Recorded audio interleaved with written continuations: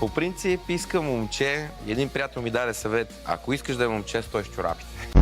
Първата е Мария. Е напуснала работата си в Париж, за да дойде да участва в Ергена и да се бори за Кристиян. Смятай. Не вярвам. Много ми хареса, визуално, като енергия, това за животните много ме впечатли и според мен също той много ще си я хареса. Да, бих извършил работа и аз. За нея съм. Елеонора ли се казваш? Не помня. Аз я помня. Не беше добре облечен. Да, ти продължай по облеклото да ги гледаш, не отразява и нищо останало. Здравейте, аз съм Ивана, но от 5 клас нататък всички ме наричат Ива. Като слон в змийска кожа, нали това беше от Малкия принц?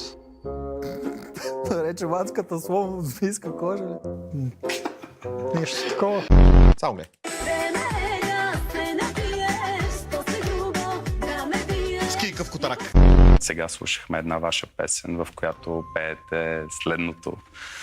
Време е да се напиеш, после грубо да ме биеш, съвест нямай, опетни ме.